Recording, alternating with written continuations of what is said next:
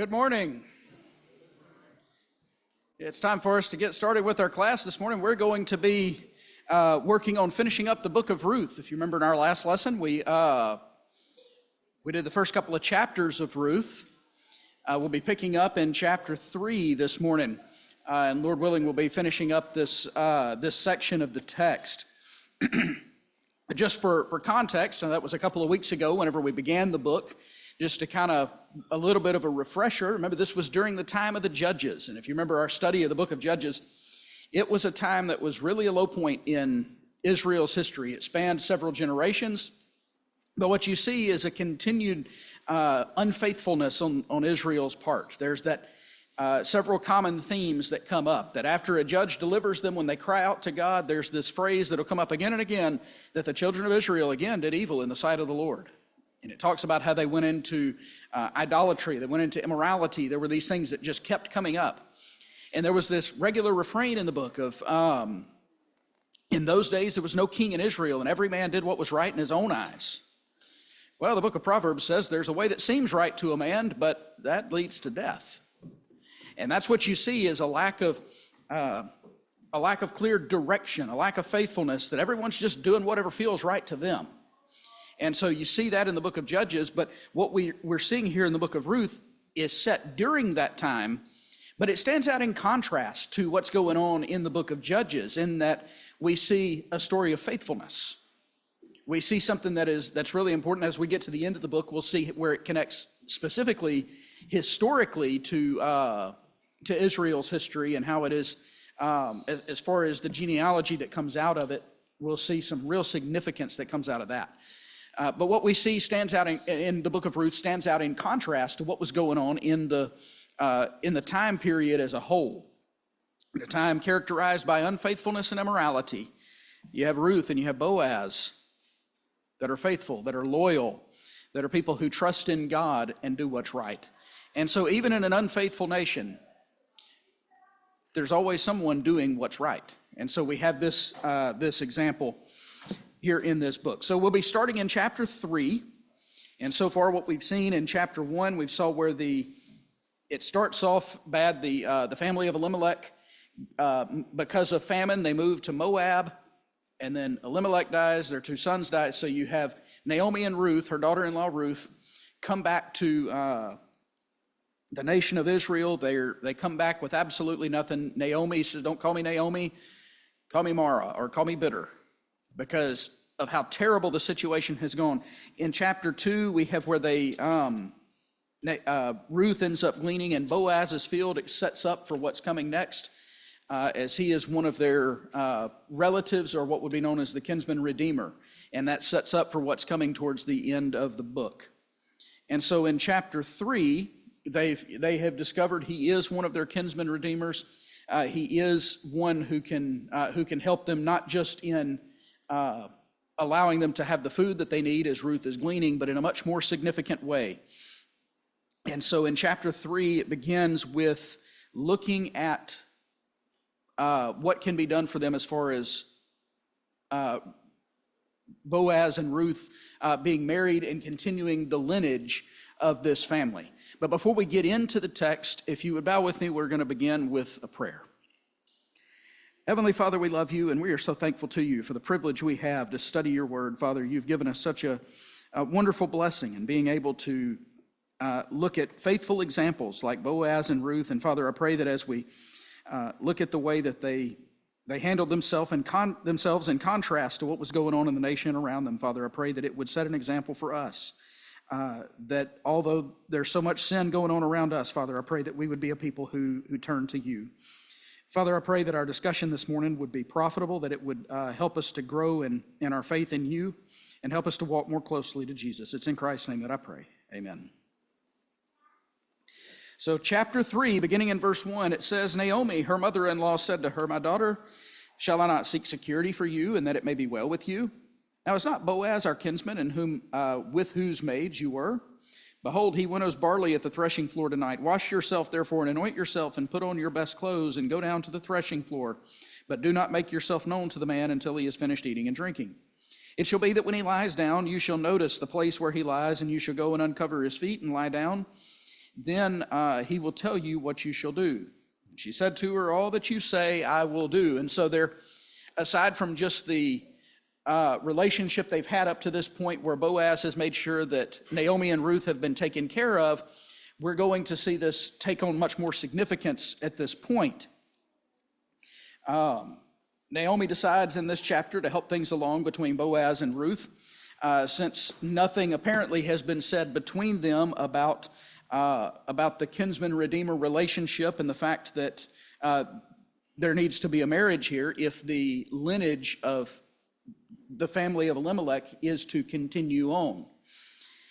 And so Naomi, she desires a security for her daughter-in-law, but also for the family line to continue.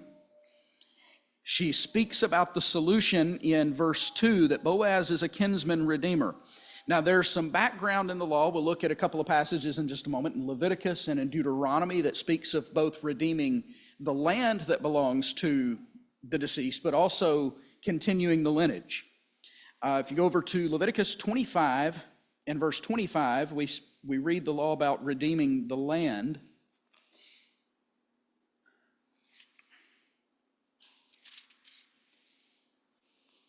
Because when we come to a book like Ruth, where this idea of a kinsman redeemer comes up, if we don't have a background or we don't take a look at what's in the law, we can, with our 21st century thinking, we can kind of wonder sometimes maybe what's going on here.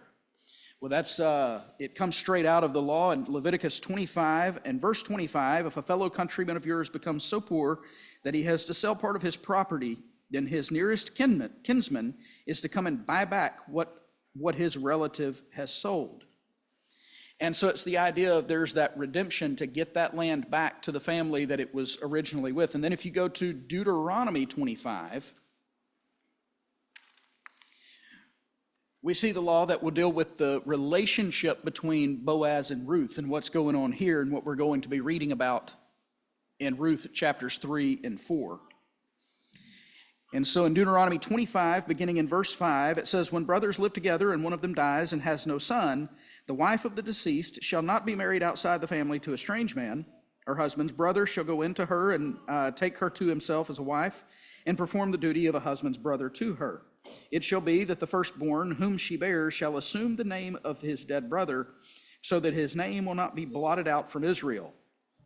But if the man does not desire to take his brother's wife, then his brother's wife shall go up to the gate of the elders and say, my husband's brother refuses to establish a name for his brother in Israel. He's not willing to perform the duty of a husband's brother to me. Then the elders of the city shall summon him and speak to him, and if he persists and says, I do not desire to take her, then his brother's wife shall come to him in the sight of the elders, pull his sandal off his foot and spit in his face, and shall declare, thus is done to the man who does not build up his brother's house. In Israel, his name shall be called the house of him whose sandal is removed.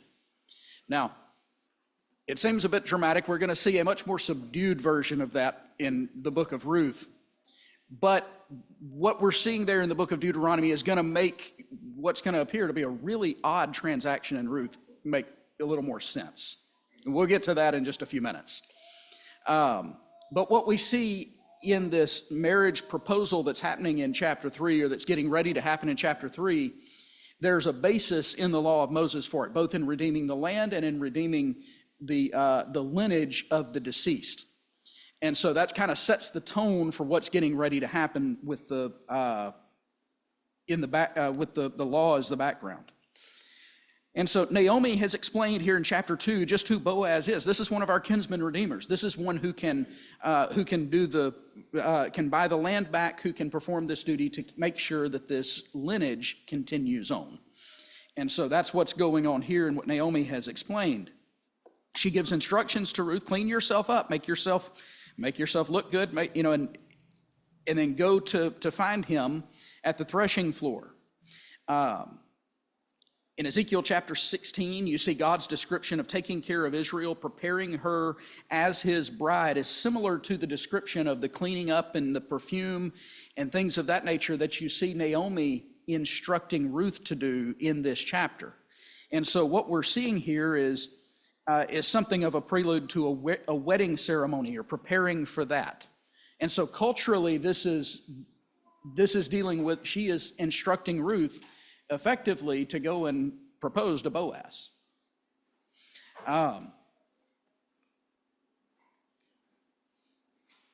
She's to wait until he's finished eating and drinking, and then to go to him. And Ruth, it says in verse 5, she said to her, all that you say, I will do.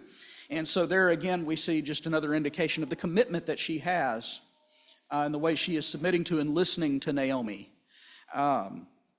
Again, another sign of the kind of relationship that they have. Picking up in verse 6, she went down to the threshing floor and did according to all that her mother-in-law had commanded her. When Boaz had eaten and drunk and his heart was merry, he went to lie down at the end of the heap of grain, and she came secretly and uncovered his feet and lay down. It happened in the middle of the night that the man was startled and bent forward, and behold, a woman was lying at his feet. And he said, Who are you? And she answered, I am Ruth, your maid. Spread your covering over your maid, for you are a close relative. Then he said, May you be blessed of the Lord, my daughter. You have shown your last kindness to be better than the first by not going after young men, whether poor or rich. Now, my daughter, do not fear. I will do for you whatever you ask, for all my people in the city know that you are a woman of excellence. Now, it is true, I'm a close relative. However, there's a relative closer than I. Remain this night, and when morning comes, if he will redeem you, good. Let him redeem you. But if he does not wish to redeem you, then I will redeem you as the Lord lives. Lie down until morning. And so we have the interaction that goes on. We know that now things are about to get a lot better for Ruth and Naomi as well. One way or another, this redemption is about to take place.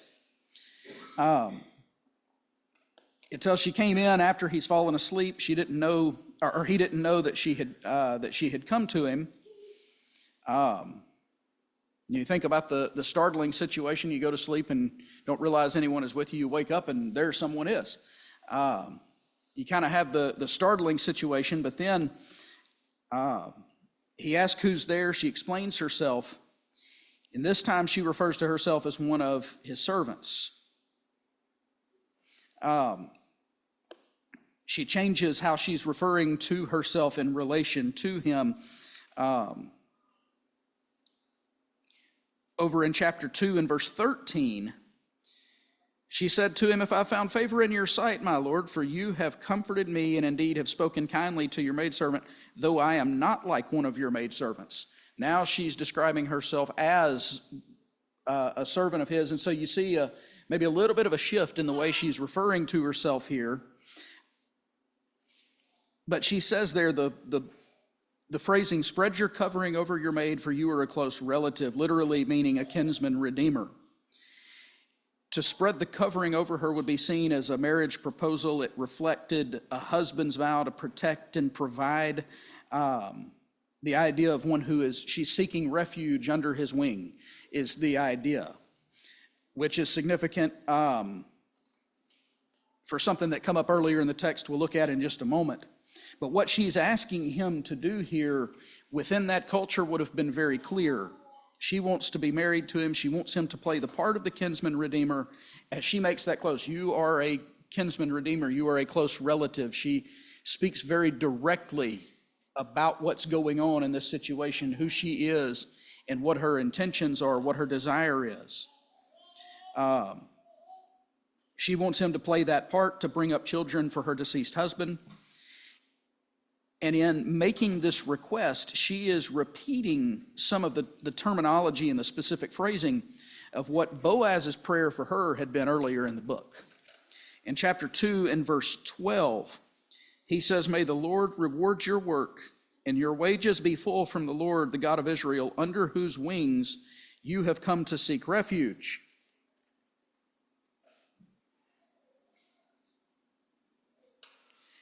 And so you see that exact type of terminology coming up here, that she is coming to seek refuge under his wing. And so the idea is that she is petitioning Boaz to give her the kind of protection, that sort of protection through marriage. She's asking for him effectively to be the blessing to her that he had wanted for her and prayed for her to receive. She's saying, you are the answer, or you can be the answer to that prayer. And so she's making very clear that that while she expects God to answer that prayer, that God would use him to do it. He talks about again, he brings up her character. He said, may you be blessed of the Lord. You've shown your last kindness to be better than the first by not going after young men. She chose to marry for the benefit of the whole family, not just for her own selfish reasons. She's looking to preserve the family lineage. She's looking to follow the law in this. And so effectively the way that she's going about this is stating, it goes along with what we've seen of her character up to this point. It's not just about her. She's doing this according to the law, according to making sure that the family line continues on. And it demonstrates, one, an understanding of the law, but a willing to submit to, one, her mother-in-law's instruction, but more significantly, to submit to the law of God. And so in the middle of a country that is characterized at this point by lawlessness and faithlessness of the Israelites, you have an example of incredible faithfulness being shown by a Moabite. And so she sets and coming in as a foreigner, she's setting a great example and and showing her selflessness and maturity in the way that she's handled herself throughout this. Boaz accepts her request. He says, I'll do for you whatever you ask.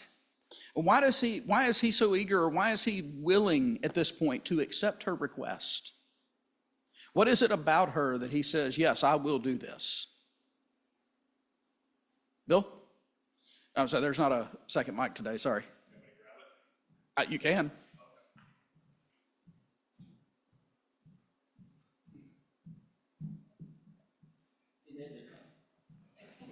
He made the comment that everybody knows she's an upright woman. That's it.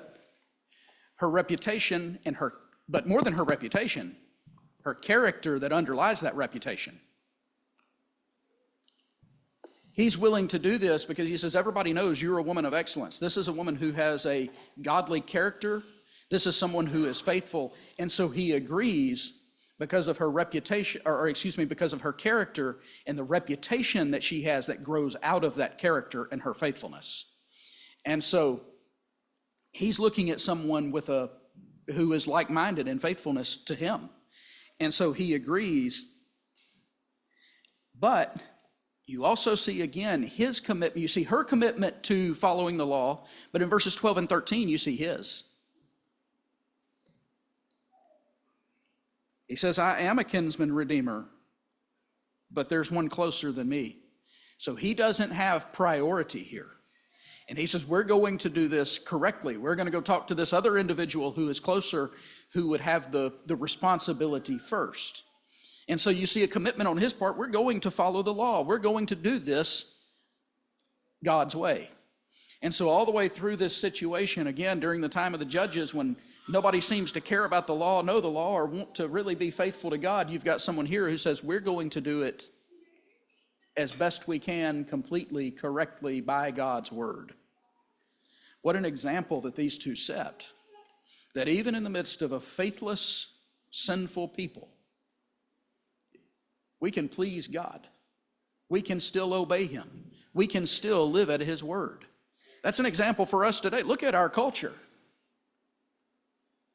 That seems to go out after every way. I mean, well, in those days there was no king in Israel, and every man did what was right in his own eyes. We see that same kind of attitude today, that in slogans from businesses, we hear, have it your way. We hear people telling others, well, you just do you. In other words, do whatever you want to do whatever feels right, do whatever seems right. We become our own standard. Driven by emotions, driven by feelings, rather than looking to God, looking to his word, looking to an objective standard that's in his word. Here we have an example of some who are going to live at his word, even if no one else around them seems to be doing so. Boaz is a relative, or he is a kinsman redeemer. He says there's someone closer who has first opportunity. And he intends to settle this matter on the very next day. And one way or the other, this redemption is going to happen, and Boaz is going to see to it. Either this other relative will handle it, or Boaz says, I will. And so he has her stay until the morning. Then we get to verse 14. She lay at his feet until morning and rose before one could recognize another. And he said, let it not be known that a woman came to the threshing floor. Again he said, give me the cloak that's on you and hold it. And she held it. And he measured 6 measures of barley and laid it on her. And she went into the city. When she came to her mother-in-law, she said, how did it go, my daughter? And she told her all that the man had done for her. And she said, these 6 measures of barley he gave to me. For he said, do not go to your mother-in-law empty-handed. Then she said, wait, my daughter, until you know how the matter turns out, for the man will not rest until he has settled it today. Get up before anyone can recognize what's transpired here and go back home. Why do you think Boaz tell Ruth to leave so early in the morning? Her reputation. All the way through this book, you see him with her best interests in mind. We're going to do this right. He's looking to take care of her.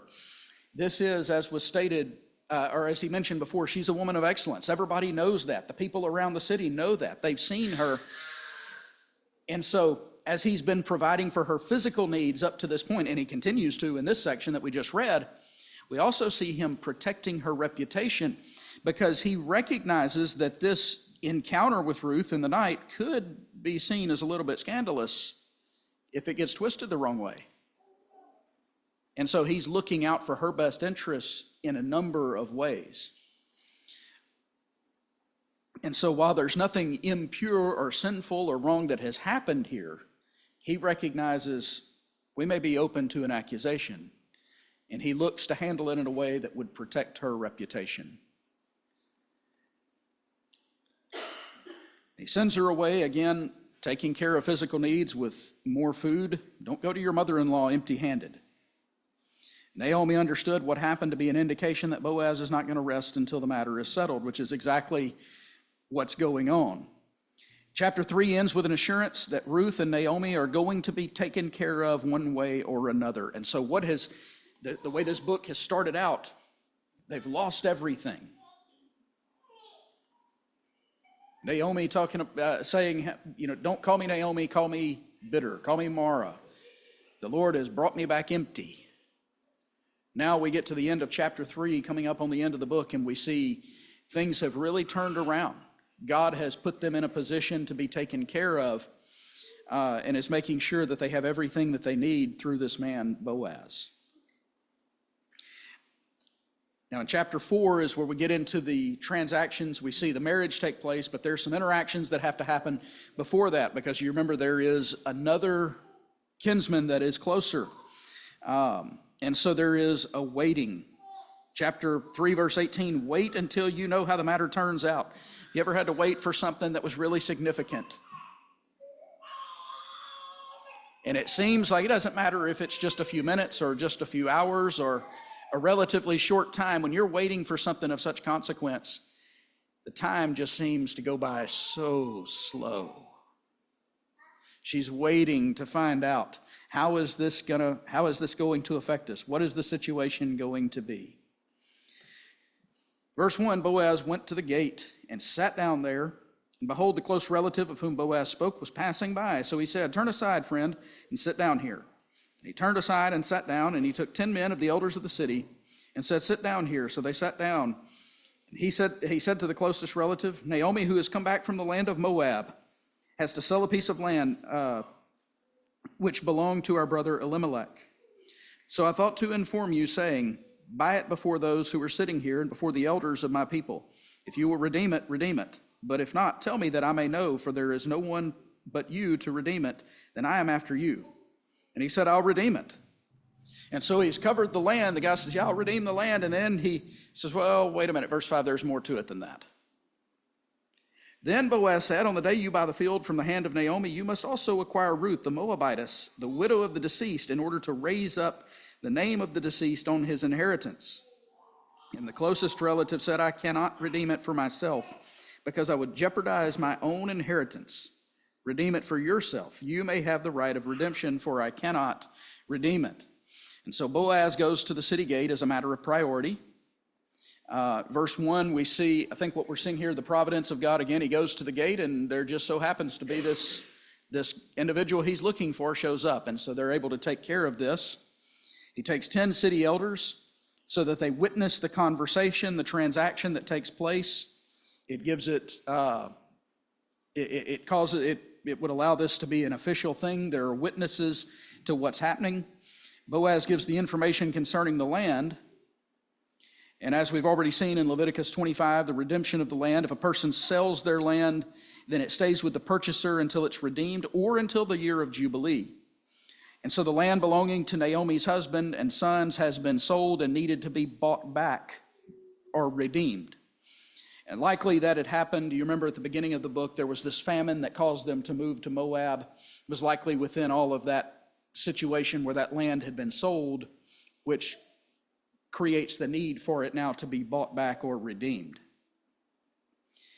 And so the buying back of the land is only part of what needs to happen, as he says here. Of greater concern was the marriage to Ruth in order to raise up descendants to those who had died.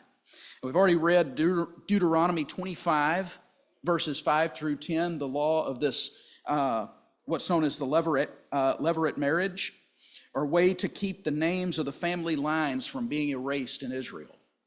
Because in situations where someone dies, as we read, and they don't have a child, they don't have an heir, there was a provision in the law for that, and that's what we're seeing happen here in the book of Ruth. But when the closest relative learns that Ruth goes along with the deal, he gets cold feet. He's not ready to go along with it, and the reason he gives, it doesn't contain a great deal of detail, but just that he isn't going to be able to bring up an heir to someone else because it would be a problem for his own inheritance. He seems to indicate that there would be some financial or that sort of difficulty with being the redeemer in this instance or in that way. If Ruth had not been part of this particular transaction, buying the land was likely an attractive thing for him, because if it only includes taking care of Naomi, then the land would be, if there's no heirs, if there's no one at the year of Jubilee for it to revert back to, he's looking at the possibility of more land becoming perpetually his. But now he learns that's not going to be the case. And so, there's a little more responsibility attached to buying this land than what it sounded like at first. With Ruth involved, there's going to be an heir who would get the land, and it would not be in part of his inheritance or part of his lineage forever. The redemption of the land, and of Ruth, would involve a responsibility, and what we're seeing here in this text, likely something of a financial burden, because he would have to use some of his own resources to purchase the land that would ultimately end up in someone else's name to preserve their lineage. And so it creates a little bit of a burden, a financial responsibility. And so when it was just the land, I'll take it. But when there's responsibility added, he said, I can't do that. Which, in the way that this account has been set up in chapter 1 and chapter 2 and chapter 3, where you see this relationship between Ruth and Boaz building, it's what the reader is expecting to happen anyway. Because you're already, by this point, there's already the expectation and almost the anticipation on the part of the reader that there's going to be something between Ruth and Boaz.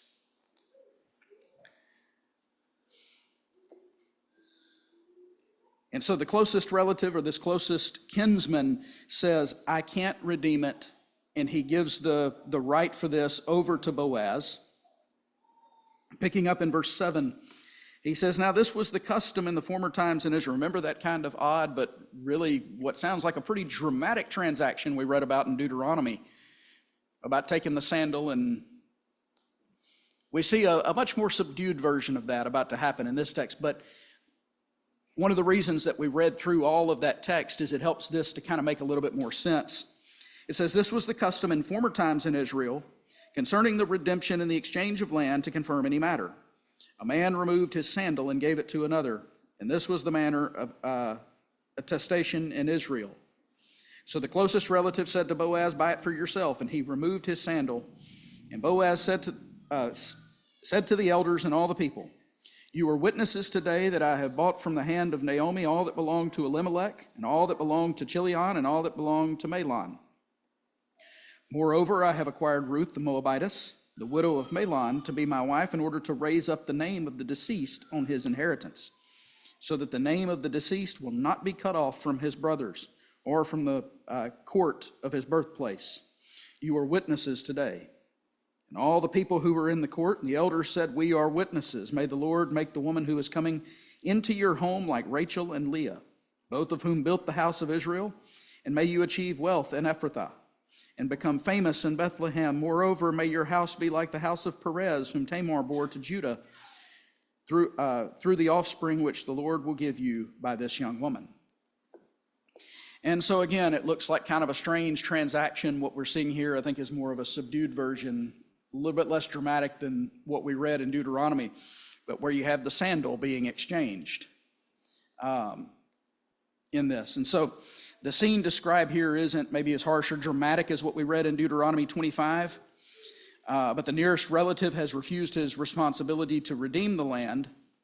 And some have stated that this giving of the sandal would be a symbolic way of legalizing the transaction. You've also got the witnesses there, as he's called 10 of the elders to come and witness. He's got people around, and he's explicitly saying, "You are witnesses to this transaction." And so Boaz is doing everything he can to do this the correct way, to do this the official way, and to follow the law of God. But because the nearest relative won't do what he's supposed to do according to the law, Boaz will redeem the land and marry Ruth. So he claims the right and responsibility. He makes sure the family of Elimelech will continue, and he explicitly states that in the transaction. He is doing this to carry on the lineage of Elimelech and his son, specifically Mahlon. The elders pronounce a blessing to make Ruth like Rachel and Leah. Childbearing was an extremely important thing for Jewish families. We see that in a couple of different spots where those who were childless and all of a sudden now they're going to have a child, the woman will speak of their reproach being removed. And so this blessing of saying, "May she be like Rachel and Leah," is talking about something that would be a very important thing to them, to carry on a lineage or to have offspring. And so in verses 13 and following, we have the marriage taking place. Boaz took Ruth, and she became his wife. He went into her, and the Lord enabled her to conceive, and she gave birth to a son. The woman said to Naomi, "Blessed is the Lord, who has not left you without a redeemer today, and may his name become famous in Israel. May he also be to you a restorer of life and a sustainer of your old age, for your daughter-in-law who loves you and is better to you than 7 sons has given birth to him." And so we have the marriage taking place, and the next verse talks about God's blessing. God gives this couple a son to perpetuate the line of the deceased. A family is not going to be cut off in Israel. And you see the way that, what reminds me of how God blesses those who choose to do things according to his word. But it says that the child is specifically a blessing from the Lord. It says there that the Lord enabled her to conceive, and she gave birth to a son. It is the Lord that is responsible for all of these things that have happened in this book. You know, as we've read and we see the providence of God, that, you know, when we got to chapter 2 and they end up back in Bethlehem, and it says, well, that Ruth just happened to end up in Boaz's field. And what we're seeing there is the providence of God, as you've got people who are faithful, and God is making sure that they are taken care of. And we see that throughout this book, that God is ensuring that those who love him, that those who trust him, are taken care of in the best way that they can be. And here, as we've come through, it started off in a very negative way at the beginning of the book with loss and famine. And as we see the faithfulness of these individuals, we see great blessing coming from God for them at the end of the book. It speaks about the women gathering around Naomi, and they congratulate her on what the Lord has done for her, that she's returned to Bethlehem empty and complaining that the Lord was against her. But now the women of Bethlehem are speaking to her of how God has not abandoned her, but has blessed her tremendously. And they pay a very high compliment here to Ruth in verse 15. She's more valuable, they said, than 7 sons. In a society that would place a great value on sons, they're looking at a Moabite woman who has come back. And they're saying because of her faithfulness and because of her loyalty and because of all that she's done, she's more valuable than 7 sons. And that would have been, in that culture, that would have been more than we are able to understand that today, are able to grasp that. That would have been an incredibly high compliment that they're paying her. And it goes back to what we've seen where Boaz says to her earlier on, everyone here knows that you're a woman of excellence. We see a consistency of both her character and her reputation throughout this book. And here towards the end, we see where it is recognized the way that God is blessing Naomi and Ruth because of the faithfulness. When we get to this point at the end of verse 15, we have a very happy account of very faithful people during a very unfaithful time. But the book doesn't quite end there, because the author makes sure to tie this not just to, hey, here's some faithful people, but here's where this fits historically. God uses this not just as an example that we can learn from, but he uses this to ultimately to do something very significant in the history of Israel. And so we pick up in verse 16. It says, Naomi took the child and laid him in her lap, and she became his nurse. The neighbor women gave him a name, saying, a son has been born to Naomi, so they named him Obed. He is the father of Jesse,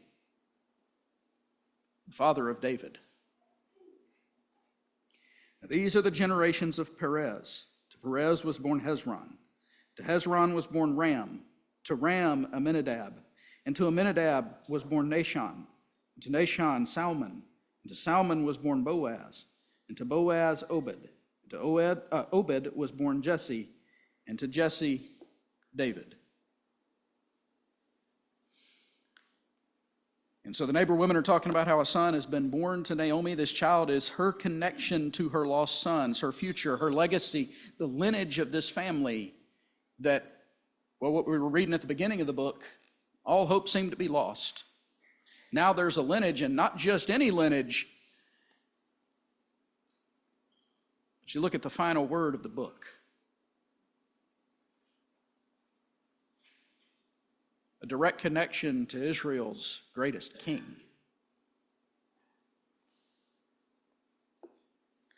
Obed is Jesse's father and David's grandfather.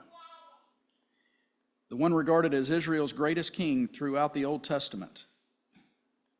It's the great grandson of a faithful Moabite. But the key there is faithful. God's not just looking for the people who are the most well-known. He's not just looking at someone's lineage or their background. He's looking at their faith. Are they trusting him? How do they choose to respond to him and to his law? And we see here an example of Boaz and Ruth who consistently live by faith. And God uses them not only as an example that we can learn from in our time in the way that they handled themselves in an unfaithful nation, but he uses them to bring ultimately for the lineage of David. And you fast forward down to Matthew chapter 1, you see Ruth named in the lineage of Jesus Christ. God uses the faithful. The Lord takes what would otherwise be an obscure story of faithfulness and uses it in his grand scheme of redemption to bring Christ into the world. The Lord's not looking for earthly greatness to accomplish his will. He's looking for those who will follow him with all their hearts and will trust him. And the book of Ruth illustrates that, I think, just as well as any other. We see God use that same kind of people throughout Scripture. As he takes Moses, who is in exile from an enslaved people, and builds him up into the leader that will lead his people out of slavery. In the New Testament, he used 12 ordinary but faithful men to turn the world upside down and spread the message all over the world. God's not looking for earthly greatness. He's just looking for us to put faith in him and to live at his word. We're just about out of time. We're going to conclude there as we've gotten to the end of the book of Ruth, but we do have just a minute or two before the end of our time. Are there any comments or questions? Jeff? Yeah, God's redemption because of our faithfulness is just such an awesome thing. I've heard so many times people say, "Oh, if we could just get this person to become a Christian because they're just so close, they're upstanding, they're respected, they do great things, and they seem to be a nice person, they're just not quite there yet." And yeah, kind of like the rich young ruler who was very upstanding and respectable and successful and had done all these things and followed the law, but he didn't have that faith. And then you see Rahab the harlot in Jesus' lineage, and you see Ruth, a Moabite. You see Jesus use a tax collector, and also use a zealot, willing to murder people for political reasons, because they had faith, because they had faith in him. And it's just so encouraging for all of us who mess up regularly, and it's like